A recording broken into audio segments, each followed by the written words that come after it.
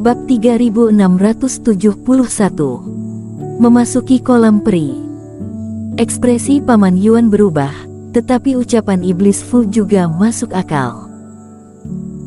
Jika Erik tidak sadar, mereka yang menyerang Dukun Hu dan memasuki tempat terlarang tanpa izin, Paman Yuan juga harus dihukum berat meskipun merupakan seorang penatua. Bagaimanapun, baik klan iblis maupun klan manusia tetap memiliki peraturan yang harus ditaati dan tindakan Paman Yuan ini telah melanggar batas terakhir klan kera. Tampaknya, harapan terakhir bergantung pada kesadaran Erik. Jangan lari lagi, ada seseorang di depan. Tidak lama setelah memasuki area luar kolam peri, Paman Yuan segera meminta iblis Fu untuk berhenti ketika melihat pengawal di depan yang berangsur-angsur terlihat. Kolam peri tentu tidak mungkin hanya disegel dengan formasi, di dalamnya pasti juga terdapat beberapa master yang berjaga-jaga. Mereka menurunkan Christian yang awalnya diletakkan di pundak. Kedua orang itu menopang Christian yang lemas dengan satu orang di sisi kiri dan satu orang di sisi kanan, seolah-olah Christian sangat lelah dan sedikit tidak sadar. Penatuan Yuan, apa yang terjadi pada Tuan Besar Dukun? Kepala Christian tertunduk, sehingga tidak bisa terlihat apakah dia sadar atau tidak dan seorang pengawal bertanya dengan perhatian. Dukun Hu sangat lelah. Dia kelelahan saat berdiskusi dengan kami di luar dan pingsan. Aku secara khusus mengantarnya ke dalam kolam peri agar dia bisa pulih kembali. Melihat pengawal kolam peri, Paman Yuan juga tidak gugup dan berbicara dengan tenang. Apakah dukun begitu kerja keras? Ekspresi pengawal itu tampak sedikit kebingungan. Christian terlihat tidak terlalu sadar. Jika Paman Yuan bukanlah kepala suku klan kera yang memiliki reputasi tinggi, dia pasti akan curiga apakah Christian pingsan karena mereka. Paman Yuan melirik murid Christian yang berada di sampingnya itu. Benar, terima kasih kepada Penatua Yuan yang sudah membantu guru kami. Murid itu sudah ketakutan sejak awal sehingga tidak berani beromong kosong, tubuhnya gemetaran dan segera mengikuti ucapannya. Paman Yuan memang tidak berani menyentuh Christian, bagaimanapun Christian adalah seorang dukun yang terkenal. Namun, dirinya hanyalah seorang murid. Jika ia benar-benar membocorkan hal tersebut dan membuat Paman Yuan marah, dia pasti langsung mati di tempat. Tapi, kamu juga datang tepat waktu. Awalnya, aku berencana langsung mengantarkan Dukun Hu masuk, kemudian membantunya pulih kembali dengan menggunakan Reiki. Tapi, untuk menghindari kecurigaan, kamu yang bawa masuk saja, ujar Paman Yuan secara sengaja agar pengawal itu percaya padanya. Jangan, menurutku, lebih baik jika Penatua Yuan yang membantu sang dukun. Melihat Paman Yuan yang mendekatkan Christian ke arahnya, ekspresi pengawal ini seketika berubah dan segera melambaikan tangan untuk menolaknya. Apakah sedang bercanda? Dia tidak bisa mengobati atau menyelamatkan orang dan kultivasinya juga sangat sederhana. Jika Paman Yuan menyerahkan Christian padanya dan Christian tetap tidak sadar serta menunda waktu pertolongan bagi Putri Xaviera, bukankah semua itu akan menjadi tanggung jawabnya? Baiklah kalau begitu. Lagi pula, kamu masih harus memeriksa tempat ini. Karena hal ini mendesak, kami pergi dulu. Silakan, Penatua. Melihat Paman Yuan yang bertindak dengan terus terang, kecurigaan di dalam hati pengawal itu juga menghilang dan segera memberikan jalan kepadanya. Sebentar, seingatku masih ada dua pengawal di belakang dan sangat merepotkan jika menjelaskan hal ini berulang kali kepada mereka. Bagaimana jika kamu pergi denganku? Kata Paman Yuan ketika mengingat sesuatu.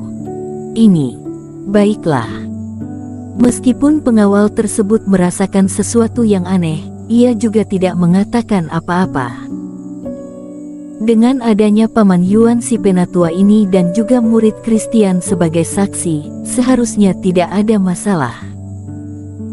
Maka dari itu, pengawal ini kemudian bergegas menuju kolam pergi bersama beberapa orang itu. Minggir, Dukun Hu pingsan karena kelelahan dan membutuhkan cairan spiritual kolam peri untuk pulih kembali. Saat berlari di sepanjang jalan dan melihat seseorang dari kejauhan, Paman Yuan selalu berteriak. Melihat adanya murid Christian dan juga kultivator pengawal di area luar yang memimpin jalan dan situasinya tampak sangat mendesak, orang-orang itu mengira semua hal itu terjadi di depan mata pengawal tersebut. Mereka juga tidak memiliki waktu untuk bertanya lebih lanjut pada saat ini dan segera memberi jalan dengan mengaktifkan formasi tirai cahaya. Dengan demikian, Paman Yuan dan Iblis Fu berlari di sepanjang jalan dan tiba di kedalaman lembah.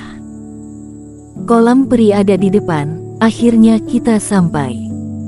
Kolam peri ini benar-benar tidak sederhana. Aku punya firasat bahwa Erik pasti akan sadar selama kita memiliki waktu yang cukup. Setelah memasuki kisaran kolam peri yang sebenarnya, pengawal itu tentu tidak bisa ikut masuk, melainkan menunggu di luar. Oleh karena itu, sekarang hanya tersisa Paman Yuan dan 3 orang lainnya. Melihat kolam peri yang terlihat seperti mata air panas dan memancarkan kabut tebal ke atas itu, Iblis Fu juga tampak bersemangat.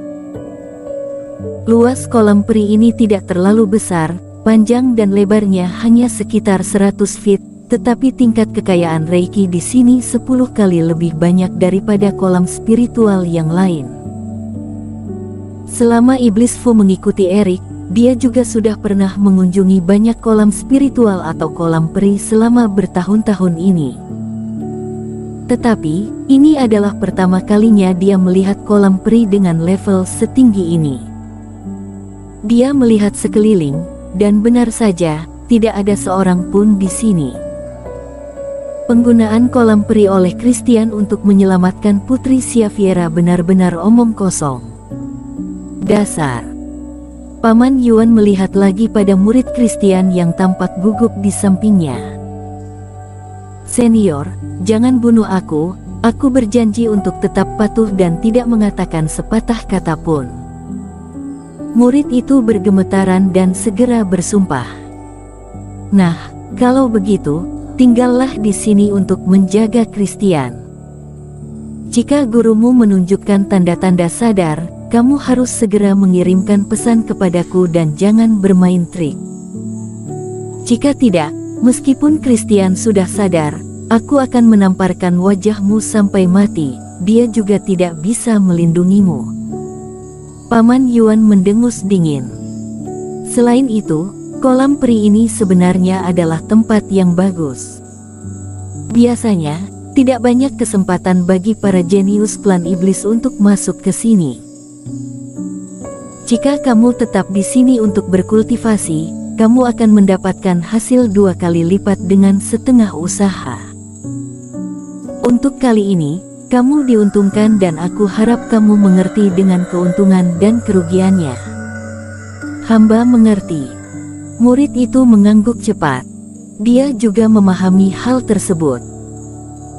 Dia bahkan tidak pernah mendengar adanya tingkat kekayaan Reiki yang tinggi seperti di kolam peri, yang membuat seluruh tubuh merasa lega ketika menarik napas. Dia sangat ingin tinggal di sini sebentar. Bagaimanapun, jika terjadi masalah, dia juga dipaksa oleh Paman Yuan. Jika tidak terjadi apa-apa, dia diuntungkan dan tidak dirugikan. Murid ini juga merupakan sosok yang cerdas. Paman Yuan, kita berdua masuk dulu ke ruang permata untuk menyegel roh pedang di tubuh Tuan Qin lagi, lalu letakkan dia di kolam peri dan kita juga mengikutinya, kata Iblis Fu. Baik. Paman Yuan juga mengangguk dan itu masuk akal.